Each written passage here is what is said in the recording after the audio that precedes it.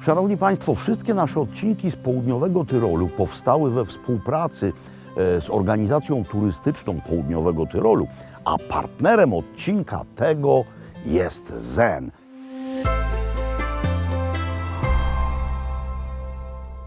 Dzięki którego aplikacji i karcie możecie korzystniej wymienić złotówki na euro, a potem tymi euro na miejscu płacić.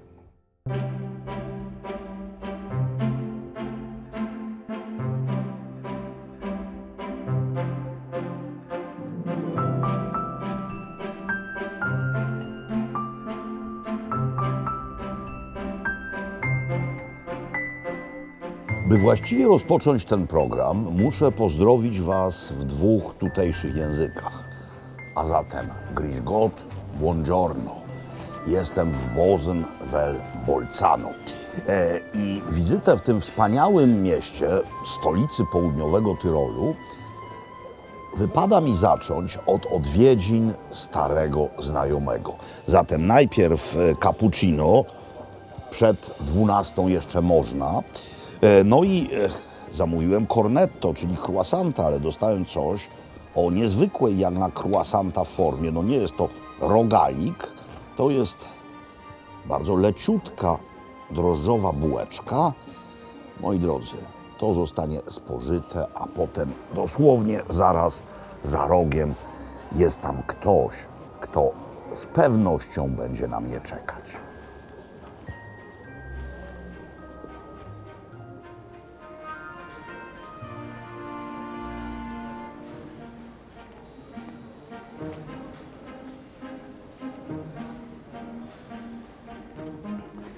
Stary znajomy, no rzecz zwyczajna, każdy ma jakiegoś starego znajomego, ale w tym wypadku chodzi o mojego najstarszego znajomego.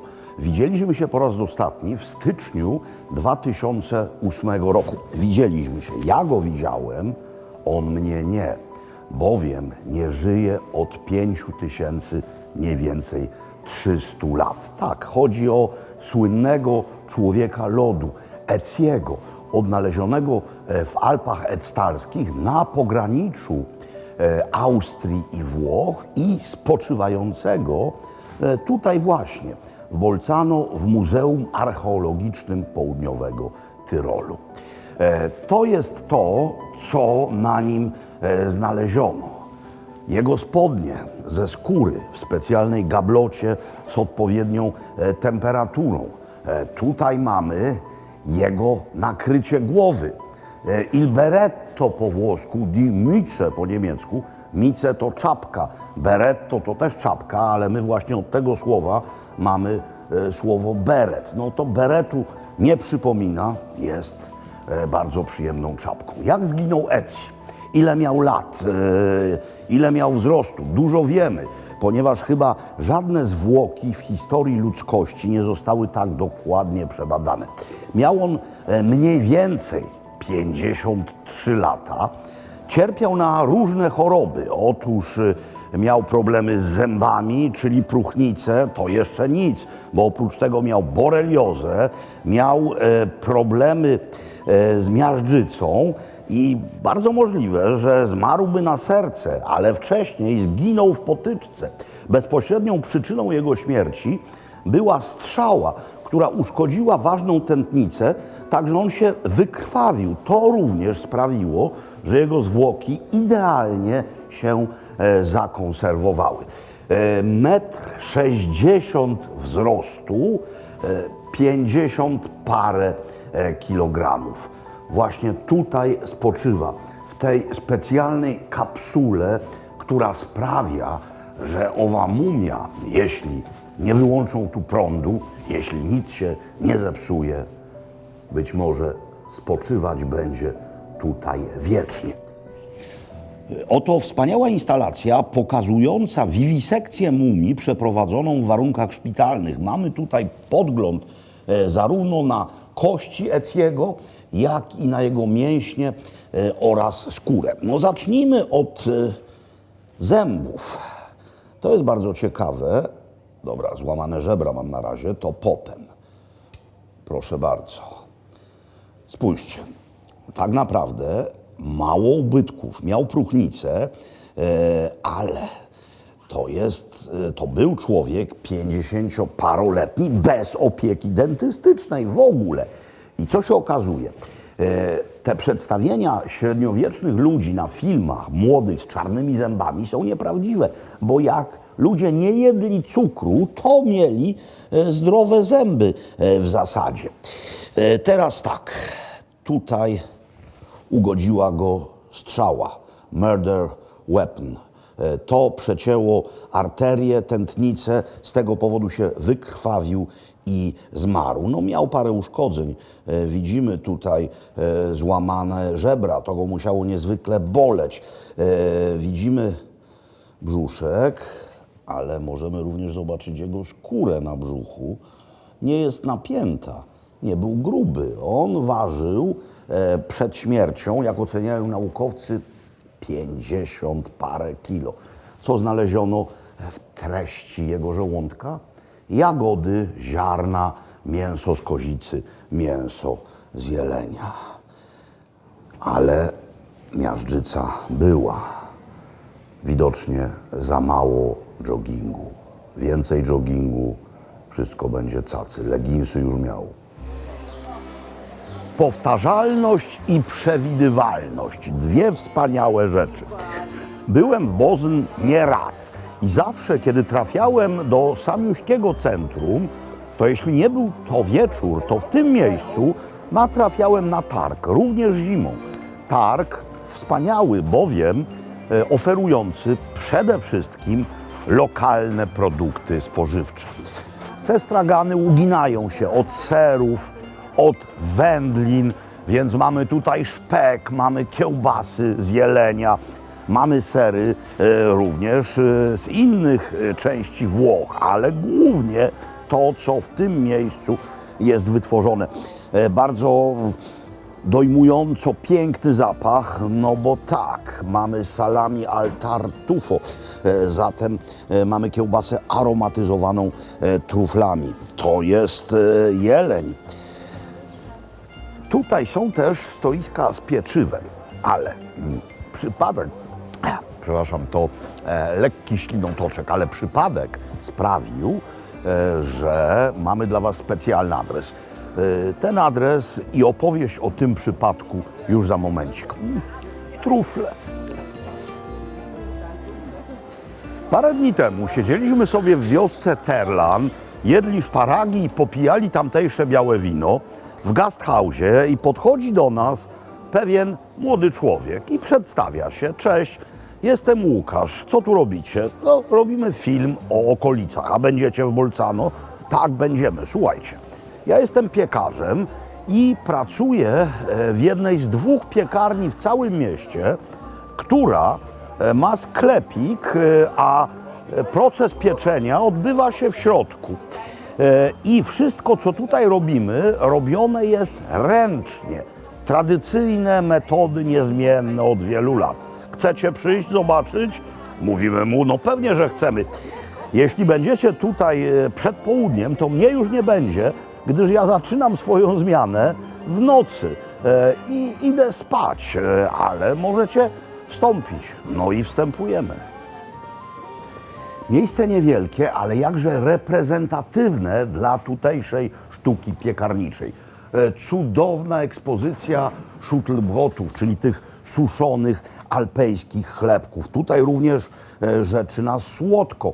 Krapfen, czyli miejscowe pączki. One nie tak jak u nas z różą, ale z konfiturą marmoladową najczęściej. Mogą być również z takim kremem waniliowym. Bułeczek mnóstwo. Precle.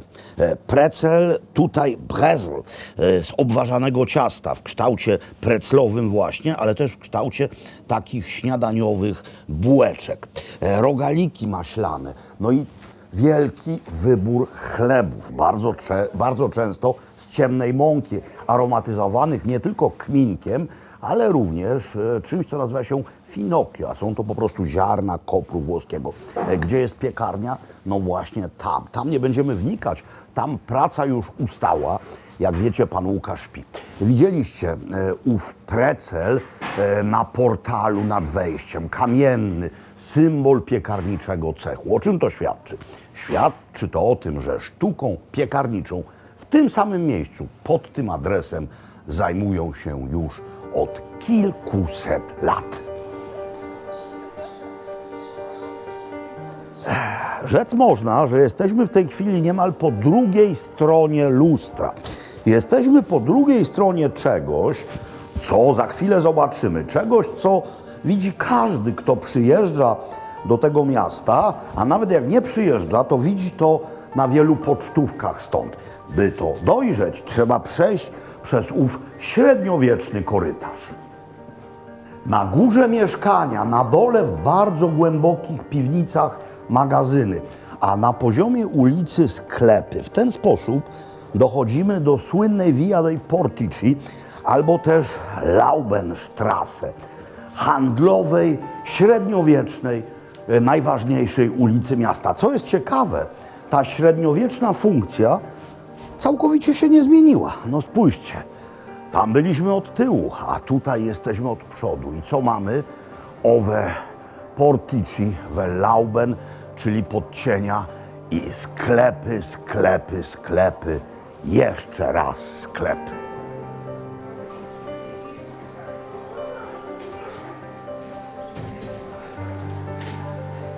Silbergasse, czyli ulica Srebrna, ale tak naprawdę nie koncentruję się już mentalnie na pięknie architektury, gdyż, nie będę tego ukrywał, jestem zwyczajnie potwornie głodny.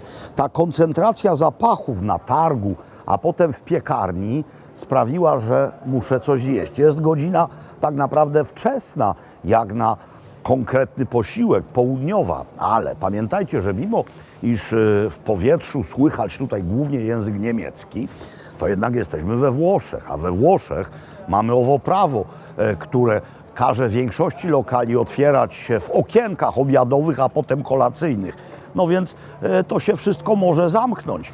Tutaj jest bardzo przyjemne miejsce, mianowicie browar mini i restauracja, ale intuicja każe mi iść tam. Jesteśmy jedzeniowo najwyraźniej w dobrych rękach. Na razie jeszcze o smaku nic nie mogę powiedzieć, ale prezentacja przecudna. Zacznijmy od tego. To dostaliśmy na samym początku amuse-bouche, czekadełko, ale jakie piękne. Ta szkatułka tyrolska z takim urządzeniem do cięcia, a tutaj szpek, mini Schuttelbrot, do tego ser ze szparagami i szczypiorkiem, no i główka szparagów tutaj. To jest na zimno. Tutaj rzeczy na ciepło. Jedziemy od tej strony. No to jedziemy. Bandnudeln, czyli tagliatelle, wstążki cienkie w sosie kurkowym. Tutaj mamy Schlutzkrapfen, czyli tutejsze ravioli nadziewane serem i szynką. Oczywiście schnittlauch, welszczypior i trochę szpeku. To są takie poduszeczki z ciasta ziemniaczanego, smażone w głębokim tłuszczu, nadziewane kapustą i na kapuście spoczywające. To jest, emblemat. Knäbeltries, czyli 3 rodzaje knedli. Ten czerwony, a jakże, jest buraczany. Ten zielony, a jakże, jest szpinakowy. A ten to nie jest szpek-knedl, gdyż szpek-knedle są bardzo często dodawane do zupy, do rosołu. To jest knedel z sera, ale nie bójcie się w tym wypadku o kalorie, gdyż to jest Graukäse, czyli ser, który w zasadzie nie ma w sobie tłuszczu. Bardzo dobra rzecz, specyficzna. No i teraz to wszystko jest, rzecz jasna, do zjedzenia dla nas wszystkich. Ważna rzecz. Jest południe, no więc trzeba się napić czegoś uniwersalnego, ale niezbyt ciężkiego. Spójrzcie na ten znak, taki sam widnieje nad wejściem do lokalu. No, wejście jeszcze pokażemy. W każdym razie chodzi o to, że to wszystko jest spięte. A to jest Sankt Magdalener, czyli miejscowe wino czerwone, leciutkie. Zobaczycie barwę. To nie jest na oko już widać ciężka rzecz, lagrajna zbyt wcześnie. To jest rzecz porównywalna z Pinot Nero, czyli z Pinot Noir, ale miejscowa. Zacznijmy od tego, co powinno być jedzone, kiedy jest bardzo ciepłe. Kapusta jest w tych jest szpinak. Kminek widać wyraźnie, chrupiące, wspaniałe ciasto i nakminkowana kiszona kapusta. No, czegoż tu jeszcze uszczknąć do kamery? No, knedlę to potem.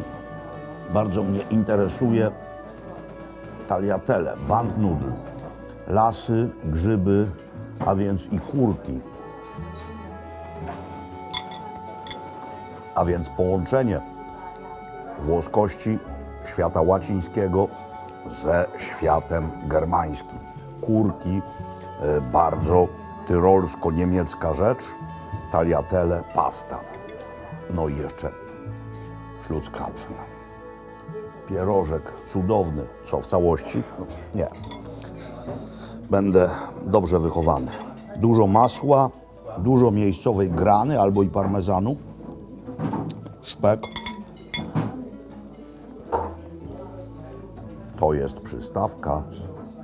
Czekając na dania główne, winien wam jestem wyjaśnienie, gdzie ów posiłek spożywamy. Otóż od roku 1870 działa tu lokal nieprzerwanie o nazwie Roter Adler, czyli Czerwony Orzeł, ale miejscowi nieco sobie uprościli ową nazwę i zaczęli to nazywać Vögel, czyli ptaszek. No i dzisiaj mamy obie te nazwy funkcjonujące również na szyldzie.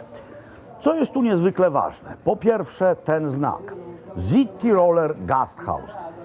Tutaj lokale oznaczone takim szyldem mówią o tym, że w środku podają lokalną kuchnię zrobioną z miejscowych składników i do tego lokalne napitki. Jeszcze jedna ważna informacja.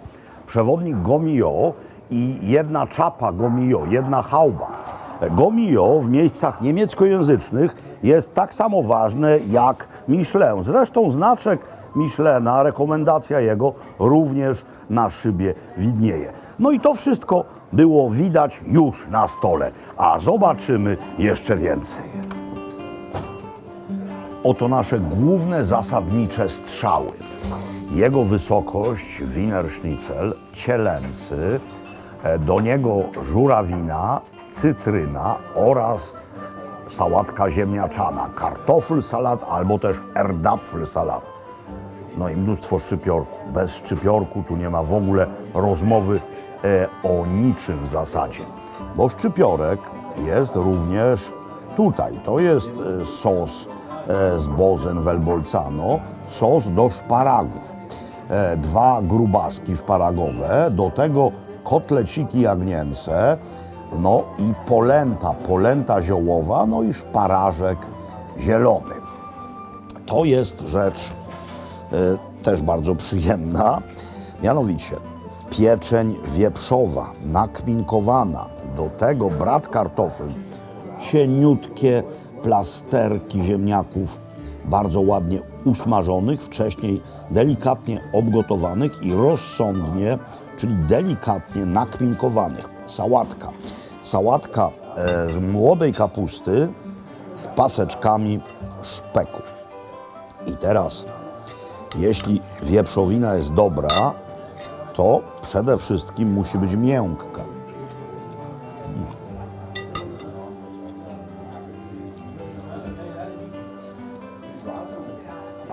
Maumazja. Gdybym to ja był inspektorem Gomio, moja decyzja byłaby zgoła identyczna. Spacerując po mieście, zaglądajcie również do bram. Oczywiście, jeśli są one otwarte i jeśli nie macie wrażenia, że naruszacie czyjąś prywatność. No, ta brama jest otwarta, więc jest to wejście publiczne. Tak, jest. Przepiękna wystawa sklepu z antykami, ale to nie sklep z antykami mnie nęci. Zauważyłem tam informację pewną na szyldzie, no ale przede wszystkim zobaczcie, jak tutaj jest pięknie. Mamy elementy nowoczesne, czyli rowery i gazowe liczniki, ale to jest gotycka sprawa. To jest stareńka rzecz. A na końcu mini podwóreczko i jakaś Weinstube. Tak, enoteka. Dzisiaj nie działa, ale to nic. Trzeba ten adres zapamiętać. No wyobraźcie sobie, że siedzicie tutaj wieczorem i wypijacie kieliszek miejscowego wina. Piękne.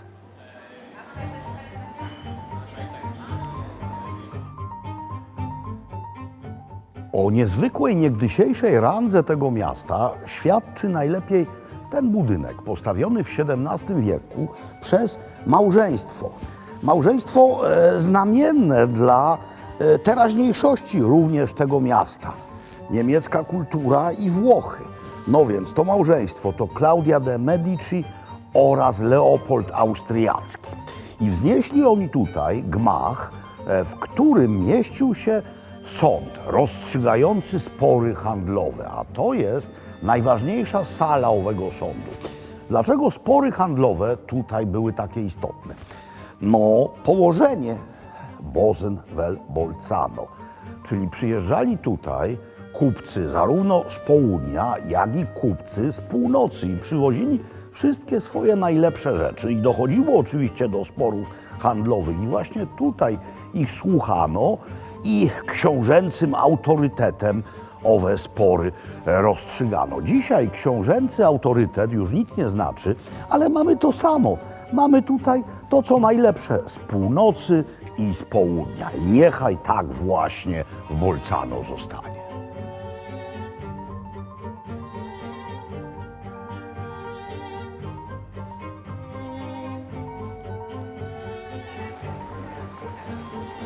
Żegnamy się powoli ze ścisłym centrum. To jest lokal o nazwie Banco Unici. Byliśmy tutaj rano, chodząc po targu. Było zamknięte. To jest logiczne. Teraz jest otwarte, więc siedzimy. I mam przed sobą kieliszek czegoś niezwykłego. To się nazywa Arunda i to jest wino miejscowe, robione metodą tradycyjną albo też szampańską, a pochodzi z winiarni najwyżej położonej w Europie. Ona się wznosi na wysokość 1200 metrów nad poziom morza. No, takie mamy czasy, że dla winorośli dość często im wyżej, tym lepiej.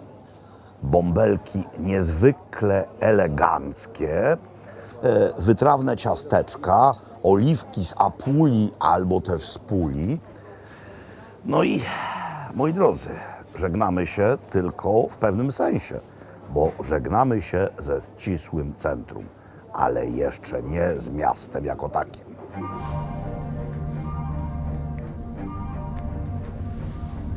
Niegdyś każdy zacny bolzański mieszczanin musiał mieć kilka rzeczy. No, miejsce w kościele znakowane, miejsce na cmentarzu zorganizowane zawczasu na najważniejszym miejskim cmentarzu, no i letni dom na płaskowyżu Renon, na który właśnie wywozi nas owa nowoczesna kolejka. Będę gadał więcej na górze, bo tutaj jest tak cudnie, że na razie tylko podziwiajmy widoki. No, spójrzcie choćby w tamtą stronę. Renon vel Ritten, czyli płaskowyż, bezpośrednio nad miastem, na znacznej wysokości, przeszło 1200 metrów nad poziomem morza. Na dole ciepło, a w lecie potwornie gorąco. A tutaj chłodno nawet latem. W tej chwili powiedziałbym wręcz, że zimno. Para niemal leci z ust. No i właśnie o to zimno chodziło. Bolzano, mimo że jest w Dolomitach, to w lecie bywa potwornie skwarne. Aż trudno w to uwierzyć, zważywszy na północne położenie, ale jest to jedno z najgorętszych miast w całych Włoszech. No tak, Mostar też nie jest przecież nad morzem, ale przez to, że leży w kotlinie, to jest najgorętsze miasto w całej dawnej Jugosławii. No więc właśnie o to zimno chodziło.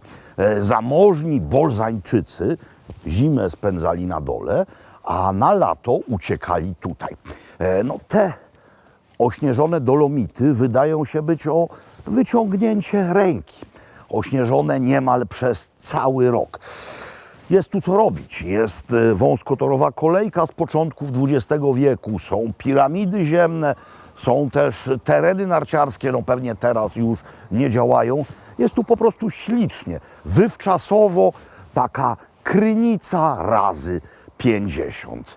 Zimno, zimno, zimno, na dole cieplej. Wracamy. Rzuciło nas teraz nieco dalej od miasta, ale nie bardzo daleko. Bolzano jest tam mniej więcej 20 km, a znacznie bliżej u wrót tejże kotliny jest Meran vel Merano. Nazwa tej miejscowości to Czerns, to zniekształcone niegdysiejsze rzymskie słowo oznaczające termy. No, woda lecznicza, źródlana bije i tam, i tutaj. W pobliżu, pewnie tego nie dostrzeżecie, bo on jest tam skąpany w zieleni na wzgórzu, pyszni się Schloss Tirol. Symboliczna rzecz, bo od tego właśnie zamku, od zamku Tyrol, całe księstwo wzięło swoją nazwę. Ta posiadłość nazywa się Krenzelhof. No jest połączeniem kilku wspaniałości. Po pierwsze mamy dawną siedzibę szlachecką, mamy winnicę, mamy winiarnię, mamy piwnicę, mamy wodny młyn, mamy ogrody, które ilustrują nam przyrodnicze połączenie dwóch światów. Coś, co można tutaj dostrzec gołym okiem, no bo mamy ośnieżone szczyty górskie, ale mamy też strzeliste cyprysy, czyli Alpy i Śródziemnomorze. Będziemy po kolei owo miejsce zwiedzać. Ogród jest wielki, piękny i wspaniale utrzymany. Wejście do niego jest płatne, gdyż jest to zarazem galeria sztuki na świeżym powietrzu. Mnóstwo rzeźb i innych instalacji artystycznych.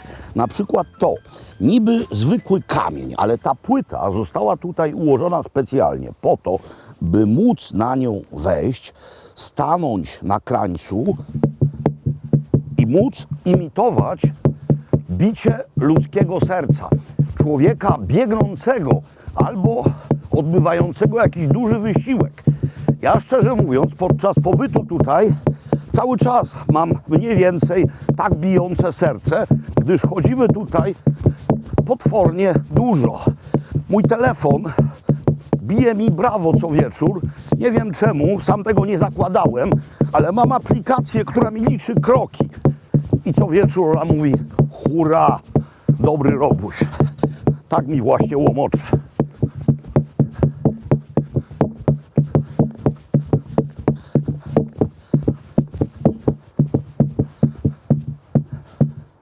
Na koniec zwiedzania ogrodów wizyta w amfiteatrze. Odbywają się tu różnego rodzaju przedstawienia. Nie wiem, kto jest w tej chwili w lepszej sytuacji, wy czy ja. Chyba jednak wy, ponieważ ja widzę głównie Andrzejka. On jest oczywiście przecudny i wspaniały, ale nie wiem, czy aż tak piękny jak ten pejzaż za mną. Więc pozwólcie, że na chwilę będę do was stał tyłem. A oto i Krenzelhof. Od właśnie tej posiadłości całość dzisiaj wiedzie swoją nazwę. To jest Ansicht, siedziba szlachecka niegdysiejsza. Zresztą o tym jeszcze dzisiaj będziemy mówić. No, budynek wygląda na bardzo stary, ale jeszcze starsze są piwnice. Sam budynek ma formę gotycką z późniejszymi renesansowymi przeróbkami. Ale jak mówią właściciele, kiedy to wówczas stawiano, to fundamenty i piwnice już były. Zatem są one z pewnością dużo, dużo starsze. Stara, ręcznie obsługiwana prasa do wina zrobiona z drewna kasztanowca. To właśnie w ten sposób niezmiennie przez 2000 lat ludzkość wyciskała życiodajny sok z winnych gron. Te piwnice mogą być jeszcze z czasów rzymskich, bo to Rzymianie siedzieli kiedyś w tej dolinie, no i uprawiali tutaj winorośl. Powyżej doliny biegnie stara rzymska droga, Via Claudia Augusta. Powyżej doliny, bo jej dno niegdyś to były rozlewiska i moczary.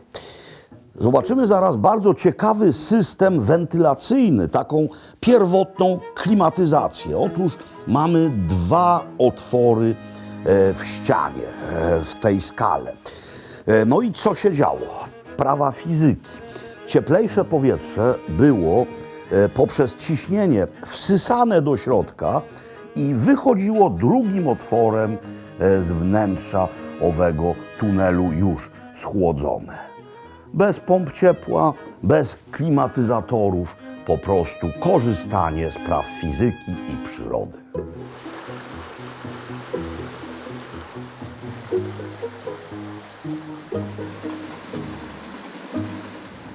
Jest jeszcze jedna rzecz, którą ma posiadłość, a o której nie wspominałem. Jest tu mianowicie również restauracja w budynku dawnego wodnego młyna. No więc wybrałem 2 rzeczy delikatne, tak mi się przynajmniej wydaje, bo jak widzicie sami, dzisiejszy program degustacyjny jest dość napięty, obfity i pękaty. Pękaty to ja będę, bo to jeszcze nie koniec jedzenia na dziś. No ale jakże tego nie pokazać? Przede wszystkim risotto na bazie wywaru spod białych trufli połączone z lokalnym pstrągiem. Do tego paseczki szparagów zielonych. Tutaj miejscowa jagnięcina, szparagi zarówno białe, jak i zielone. No i wino.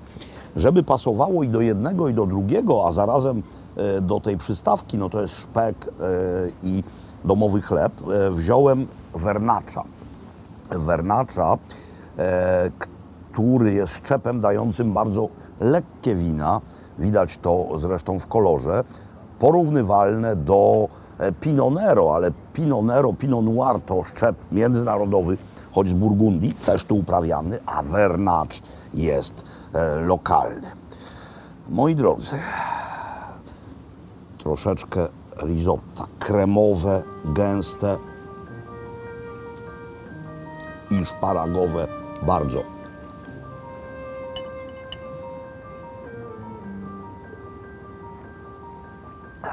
To jest Vernaccia z jednej posiadłości, w sensie z jednej winnicy. Posiadłość jest jedna, Krenzelhof, ale z jednego fragmentu winnicy najlepszego położenia jest Vernaccia o nazwie Baslan. I to wszystko jest świetne. Na koniec tego emocjonującego i pięknego, ale zarazem jakże długiego dnia, kolacja. Jesteśmy na przedmieściach Bolzano, no dosłownie parę kilometrów od miasta, w miejscu szczególnym, ponieważ to jest bardzo historyczna posiadłość. Ona nazywa się Pilchow Ansitz. Pilchow to nazwa rodziny, nazwisko, natomiast Ansitz to jest określenie na tutejszą siedzibę szlachecką. Nie pod postacią zamku, nie taka magnacka, wypasiona siedziba, lecz coś, jakbyśmy powiedzieli w naszych kategoriach, szlachecki dwór. No i jest tutaj restauracja. Menu dość krótkie, oparte o miejscowe, regionalne produkty. No więc nieomylnie w sezonie wziąłem to, o czym tyle tutaj w Tyrolu opowiadam. Szparagi. Najpierw pod postacią zupy. Krem. Te zielone punkciki to oczywiście schnittlauch, welszczypiorek. Do tego taka mini sałatka z łososiem, jak mniemam, choć może to być równie dobrze łososiowy pstrąg, bo kolor jednego i drugiego się nie różni, więc najpierw wam powiem, co to jest. To jest pstrąg. Delikatny, na zimno, leciutko tylko wędzony, koperkowy, ale ta pianka, ta kremowość. Wyczuwa się białe wino i przetarte białe szparagi. Na razie tyle. Ta zupa to było jedynie preludium do owej symfonii, no bo teraz danie główne, jakże dietetyczne, no może trochę z tą dietetyką przesadzam, bo są szparagi bardzo dietetyczne, ale one są zatopione w maśle. Masło jest noisette, czyli palone, dużo parmezanu dla smaku umami, gotowana szynka i sos Bolzano Welbosen, typowy tutejszy sos na bazie gotowanych na twardo albo na półtwardo jajek. Żółtka się uciera, białka się sieka, tam jest jeszcze musztardy odrobinę, trochę bulionem można to podlać. Robi się to jak majonez, potem ucierając te żółtka na końcu dodaje się posiekane w drobną kosteczkę białko oraz szczypiorek, rzecz jasna. Kieliszek nie pusty, a w nim lokalne Sauvignon Blanc. Moi drodzy, przyjeżdżamy do południowego Tyrolu najczęściej na narty. Ja to oczywiście rozumiem świetnie, bo sam tu byłem na nartach w poprzednim narciarskim sezonie, w tym jeszcze wcześniejszym. No po prostu tu się wspaniale jeździ na nartach.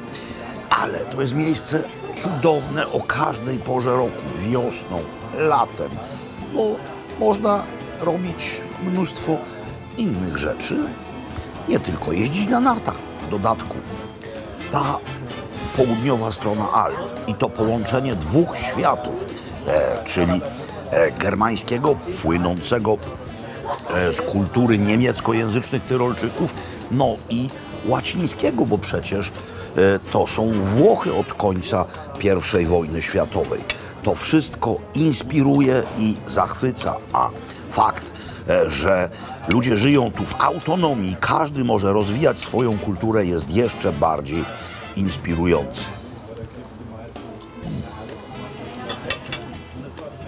To też jest inspirujące niezwykle. Moi drodzy, niech żyje południowy Tyrol.